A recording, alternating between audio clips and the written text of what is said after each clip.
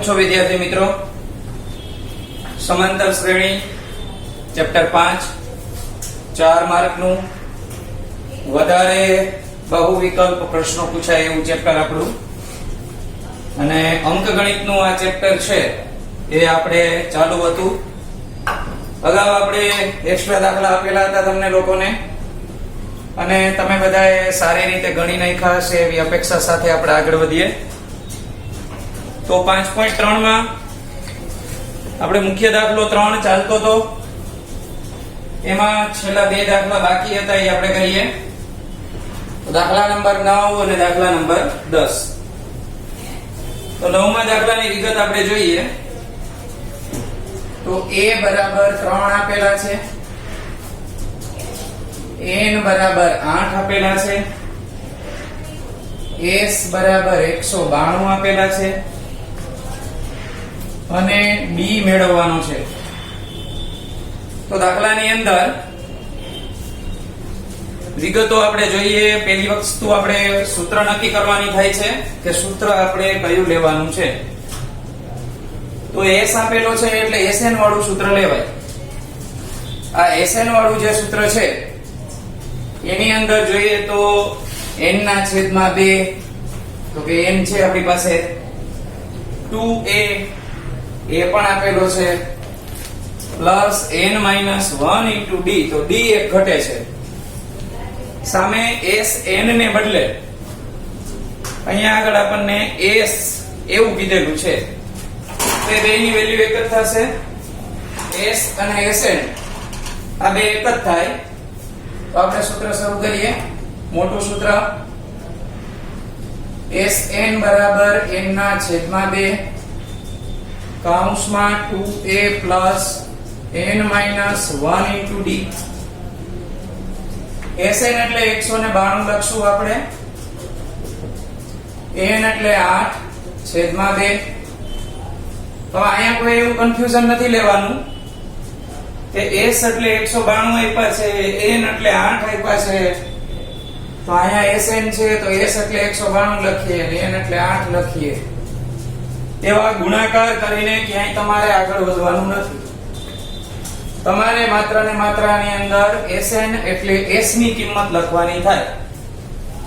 હવે કૌંસની અંદર 2a એટલે 3 આપેલા છે, n એટલે 8 આપેલા છે અને d ની કિંમત આપણે મેળવવાની છે.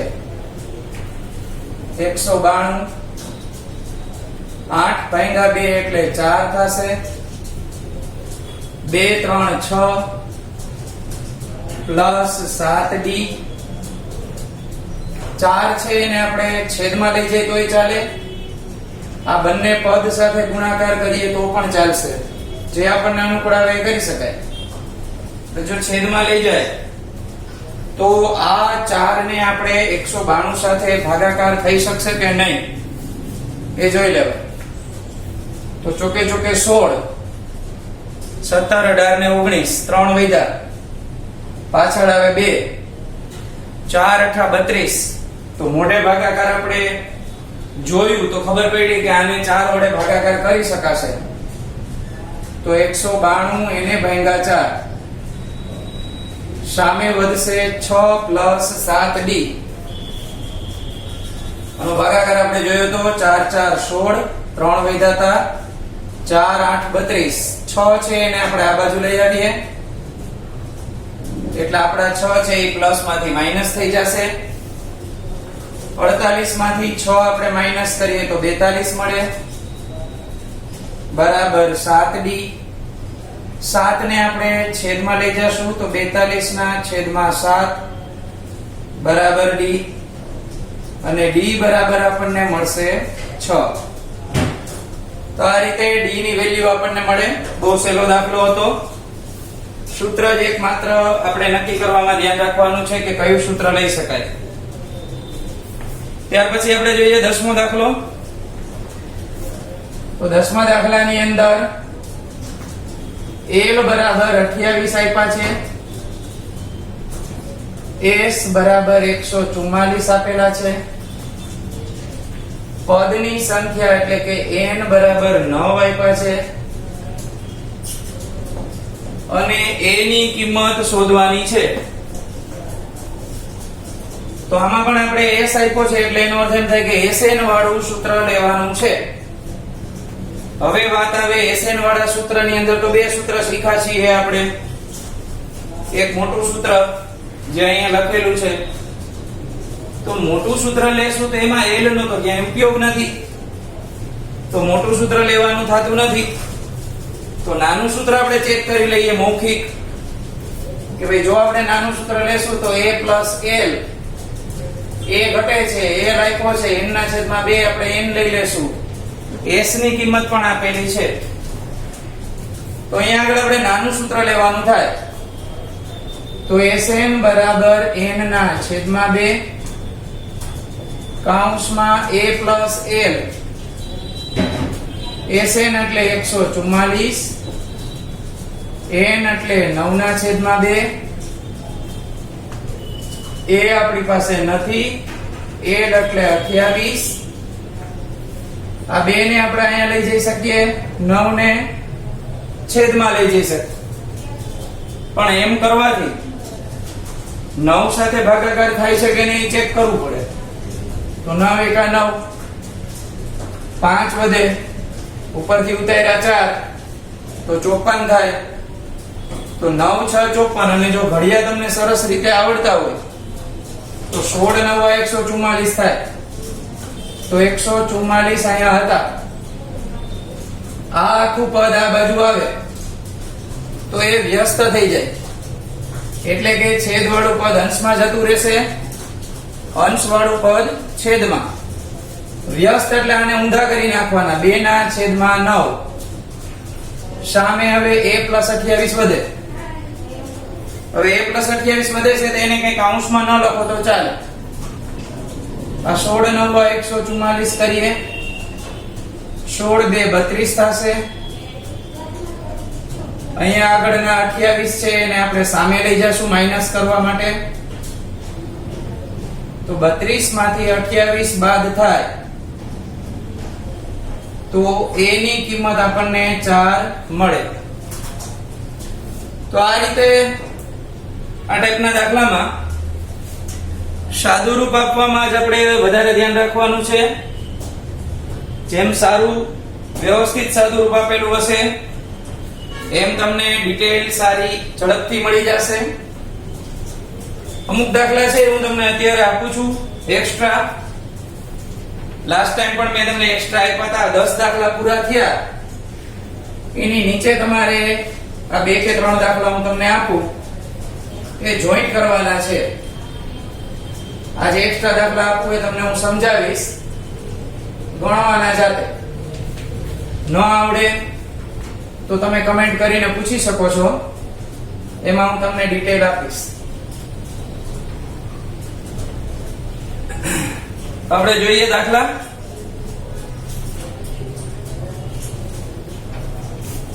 અહીંયા આપણે એક્સ્ટ્રા દાખલા તમારે પણ એવી રીતે હેડિંગ આપીને લખી શકાશે.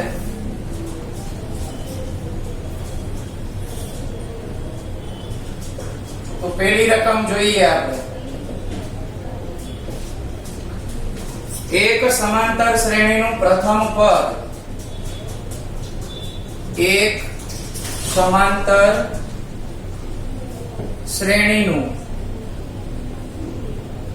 પ્રથમ પદ 2 અને અંતિમ પદ 50 છે. જો શ્રેણીના બધા પદોનો સરવાળો, જો શ્રેણીના બધા પદોનો સરવાળો 442 હોય તો સામાન્ય તફાવત d શોધો. તો સામાન્ય તફાવત d શોધો. દાખલાની અંદર શાબ્દિક ભાષા વધારે વાપરી છે, એટલે કે આમાં તમને લોકોને સિમ્બોલ એવા ઓછા આપ્યા છે. તો તો આની ડિટેલ તમને હું થોડીક સમજાવી દઉં એટલે તમને દાખલો ગણવામાં તકલીફ ન પડે. પ્રથમ પદ 2 આપ્યું છે એટલે એનો અર્થ એમ થાય કે a તમને 2 આપી દીધા છે. અંતિમ પદ એટલે એને a n અથવા તો l કહી શકાય, એ 50 આપ્યા છે. શ્રેણીના બધાય પદનો સરવાળો Sn આપી દીધો છે, એને S પણ કહેવાય, 442. અને તમારે D મેળવવાનો છે. તો તમારું કોન્સન્ટ્રેશન સારું હશે તો હમણાં યાદ આવી જશે કે આ દાખલો તો હમણાં થોડી વાર પહેલા જ એવો દાખલો કર્યો હતો આપણે, અને આ દાખલો આરામથી આવડી જાય એવો છે. ત્યાર પછીનો દાખલો કહું તો બીજો દાખલો છે, એક વ્યક્તિ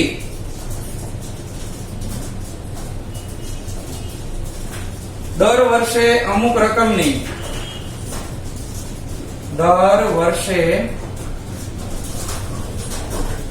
રકમની બચત કરે છે.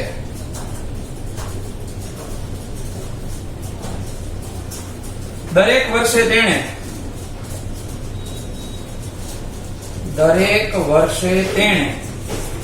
આગળના વર્ષમાં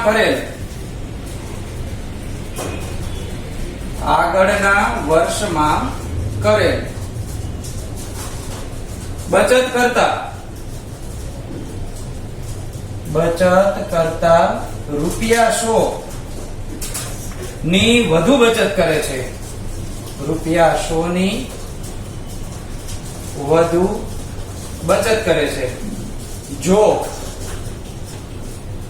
10 વર્ષમાં તેણે કુલ રૂપિયા 16,500 ની બચત કરી હોય તો તેની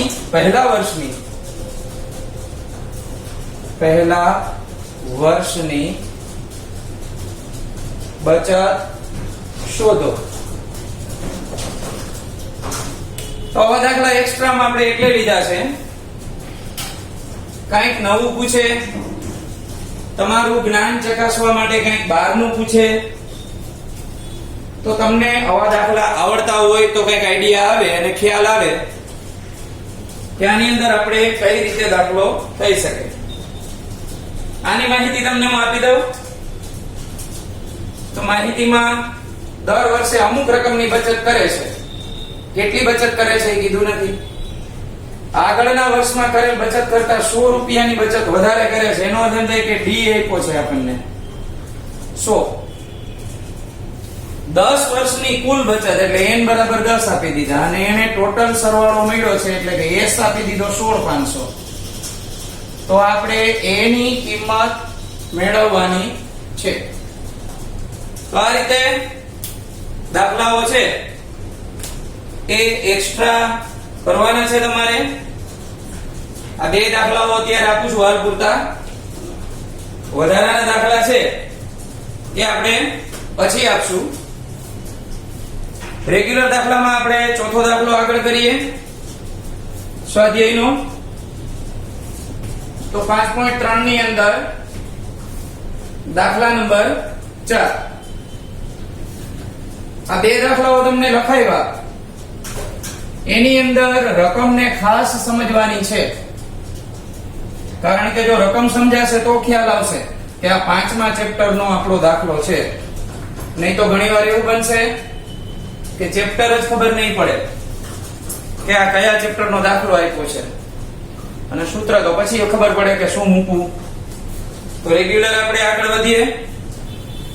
5.3 એનો મુખ્ય દાખલો ચોથો. તો ચોથા દાખલામાં રકમ જોઈએ આપણે. એક સમાંતર શ્રેણી આપેલી છે આપણને. તો સમાંતર શ્રેણી 9, 17, 25. સમાંતર શ્રેણી 9, 17, 25. કેટલા પદોનો સરવાળો 636 થાય? ના કેટલા પદોનો સરવાળો 636 થાય.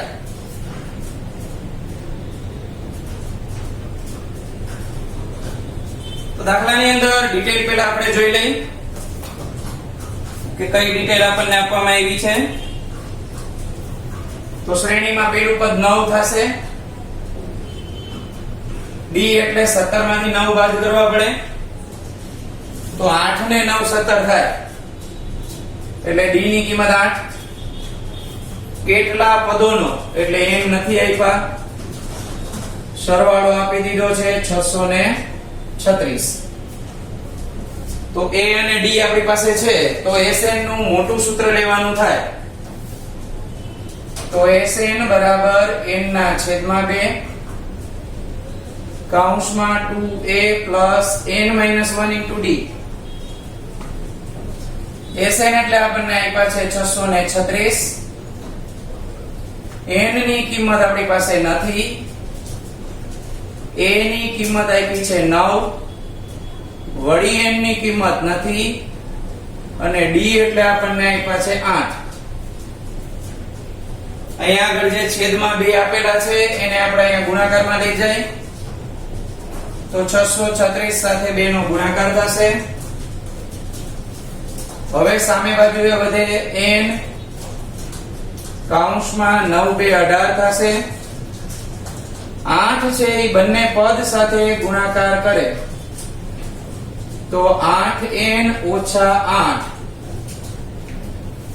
અહીંયા આપણે 2 નો ગુણાકાર કરી નાખીએ. 6 2 12 વધી 1 3 2 6 ને 1 7 6 2 12 1272. સામે બાજુ આપણી પાસે મળશે 18n. સોરી, પેલા આપણે અંદરનું થોડુંક સાદું રૂપ આપી દઈએ એટલે ગણતરી લાંબી ન થાય. પછી આપણે n નો ગુણાકાર આની હારે કરશું. તો પેલા 8n લખી નાખવાના એમનામ. 18 માંથી 8 જશે તો આપણને કેટલા મળશે? 10. હવે ઘણાને એવો પ્રશ્ન થાય સર આપણે અહીંયા 636 ના છેદમાં 2 એમનામ રેખા હોત તો પણ ચાલે, 100% ચાલે. કઈ રીતે થાય એ કહું. થોડી ગણતરી ટૂંકી થાય એટલા માટે હું પૂછું છું. આ 636 ના છેદમાં 2 છે એને એમનામ રાખીએ. હવે આ બંનેમાંથી ને આપણને કોમન નીકળે છે 2. તો 636 ગુણ્યા 2. આમાંથી 2 કોમન નીકળે અહીંયા આગળ આવે. સામે લઈ જાય તો એને ક્યાં જાય? ભાગાકારમાં. આના 2 કોમન કાઢ્યા છે એને હું ડાયરેક્ટ અહીંયા સામે લખું છું. અહીંયા ઉડે છે ને એટલે આપણે એવું કર્યું. હવે કોમન 2 કાઢી લીધા પછી શું વધે? તો કે 4 દુ 8 તો 4 વધે, અને અહીંયા વધે 5. આ 2 આપણે કટ કરી શકીએ. સાદું રૂપ કોઈ પણ રીતે આપશો જવાબ સરખો જ આવશે. 636 n નો ગુણાકાર 4n સાથે એટલે 4n નો વર્ગ વત્તા 5n. 636 ને આપણે આ બાજુ પાછળ લઈ જાય તો 4n નો વર્ગ વત્તા 5n ઓછા 636 બરાબર 0. દાખલાની અંદર અવયવ આવ્યા છે તો 636 અને 4. આ 636 અને 4 આવા બે આપણી પાસે છે. કારણ કે જો આની આગળ સહગુણક હોય તો આપણે એને અંતિમ પદ સાથે ગુણાકાર કરવા પડે, પછી ભાગાકાર કરાય. તો આનો આપણે ગુણાકાર જોતા નથી પણ આપણે કરી નાખીએ એમનામ. આને બે હારે ભાગાકાર કરીએ તો 3 2 6 2 1 2 8 દુ 16. આને બે હારે ગુણાકાર કર્યો. એક બાજુ ભાગાકાર કરવાનો, એક બાજુ ગુણાકાર કરવાનો. હવે તો કે આપણે હવે આગળ વધીએ. હજી આને બે હારે ભાગાકાર કરી શકાય. 15 દુ 30 એક વધ્યા ઉપરથી ઉતાર્યા 8 9 દુ 18. અહીંયા આપણે બે હારે ગુણાકાર કરીએ તો આવશે 16. તમારે જેટલા અવયવ મળે એટલા મેળવવાના, અને અવયવ મેળવ્યા પછી તમારે અહીંયા 5 આવી જવા જોઈએ. 159 છે. હવે એને બે હારે ભાગાકાર ન કરી શકાય, 3 હારે કરી શકાય. ચાલો તો 3 હારે ભાગાકાર કરીએ આનો. તો 3 પંચા ને 15 ને 3 તેરી 9.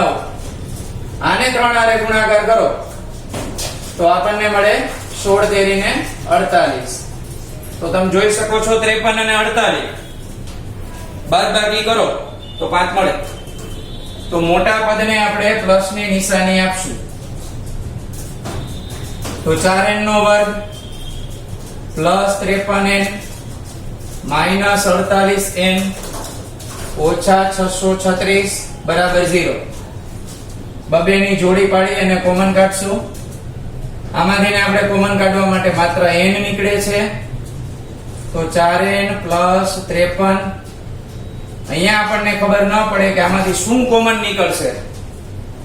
તો એક વસ્તુ યાદ રાખવાની કે અહીંયા 48 છે તો એ 4 બની જશે. તો 12 ચોક 48 થાય તો 12 કોમન નીકળતા હોવા જોઈએ. તો અહીંયા આગળ આપણે 4n પ્લસ 53 બીજા કાઉન્સની જેમ જ પેલો કાઉન્સ હોય આ નિશાની બદલી. હવે અહીંયા n માઈનસ 12 અને 4n પ્લસ 53 બેયને આપણે 0 આપી દઈએ.